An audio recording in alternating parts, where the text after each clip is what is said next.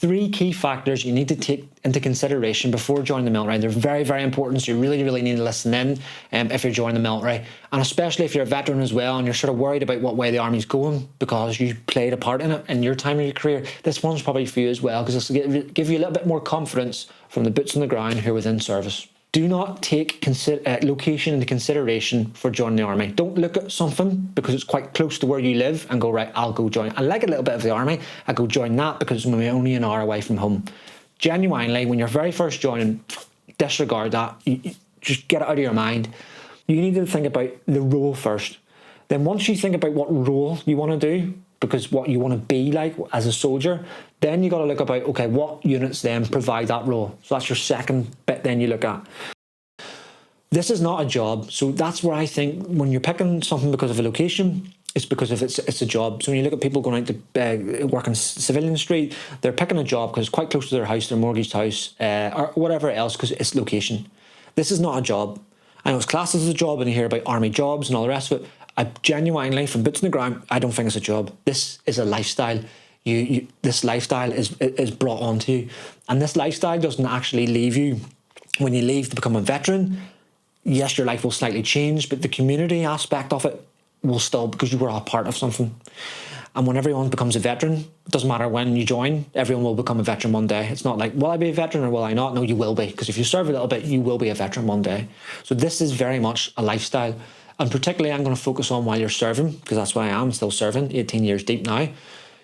This lifestyle is not 9 to 5. So you can't just switch off after you will. Don't want to get into your mind where you're thinking you need to be like sort of hyperactive all the time and then there's no break. Of course there's break. You've got them leave periods so that your structured leave when you get off, your weekends when you have them off.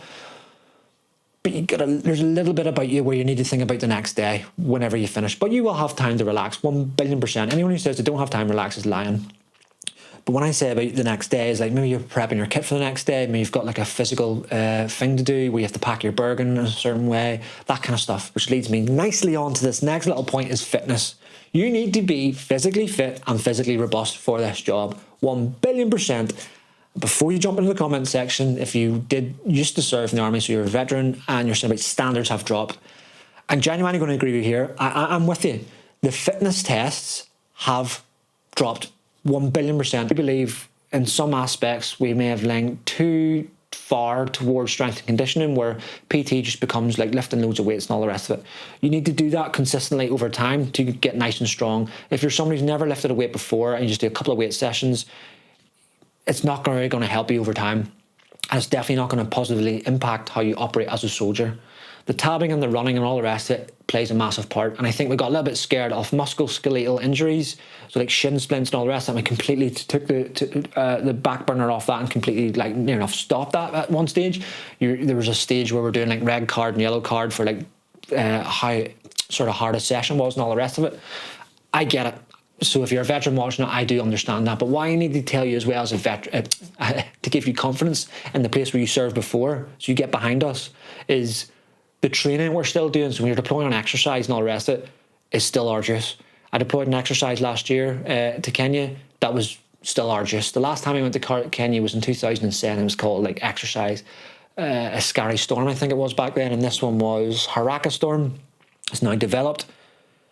And ironically, the last time I done an exercise is whenever we were originally in 16 Brigade in 2007, and then last year we were attached to 3 Para back in 16 Brigade again. So ironically, yeah, loads of years difference, but that was still a very, very arduous exercise. There's still tough soldiers here. I promise you right now, you've still got tough and resilient soldiers, so don't lose confidence in the force. And the caveat to that is if you're watching this now and you're not a veteran and you're looking at joining us and you just hear me say this physical standards, in my personal opinion, is low and they're easy to obtain, but the job is still arduous, you got to take it on yourself, the individual. When you come through and you get through and you pass and you're in your unit, my first point there is about being a lifestyle. You need to take physical fitness on as a lifestyle.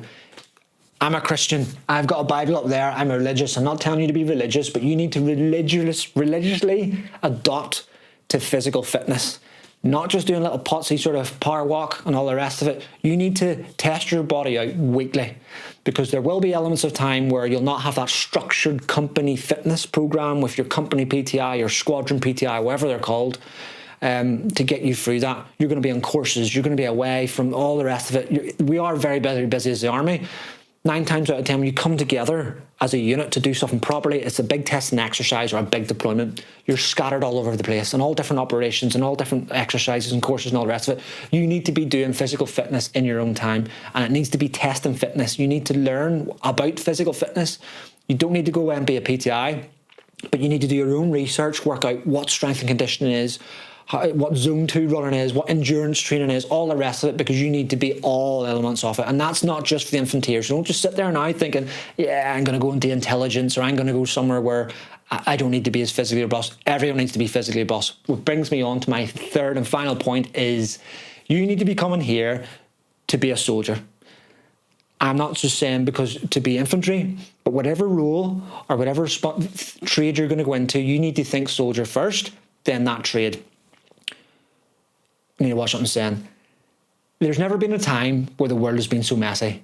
And I genuinely think I have got no insider secret intelligence or none of the rest of it. This is just me doing what you can do, as in have an interest in current affairs, watching all different news channels and all the rest of it, and gathering in what's going on in the world is very, very messy. The Middle East is extremely messy. Eastern Europe is extremely messy. Asia, Far East, starting to get a little bit messy there as well. You've got to keep your eyes open to it all.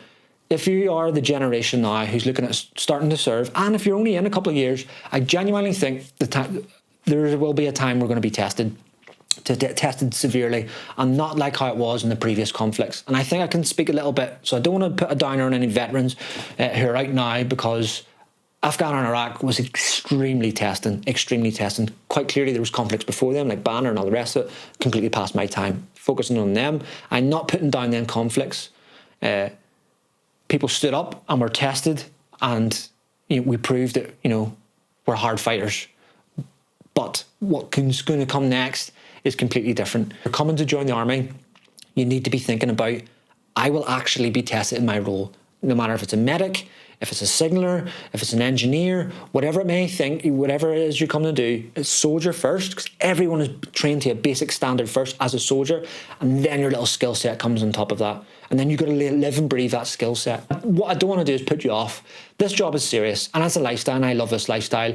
I've been at 18 years now, and what worries me is the day where the army says, right, you're too old, mate, you've got to leave. That's the day that worries me, because I genuinely love doing this. So I do not want to put it off. And I don't want anyone to sit there and trembling thinking, oh, war, I definitely want to go off to that.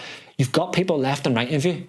And if you've got the courage to step up and serve, that's it. That little niche bit there, the courage to step up and serve, that's the winning thread. Everything else that can be built around that foundation and to step forward. And don't listen to all the haters and stuff. You put it down, and you got to listen to, you got to sort of focus on what you want and sort of shut out the noise about politics and all the rest of it, because that's not what we focus on. We focus on doing our job to the best of our ability and looking after the people left and right of us, and focusing in that little area of operations that we get dropped into, or on wherever it is you're going to go and operate. But thank you very much for joining me. A bit of a longer video, and I just want to sit there and just bang out the sort of lone truth.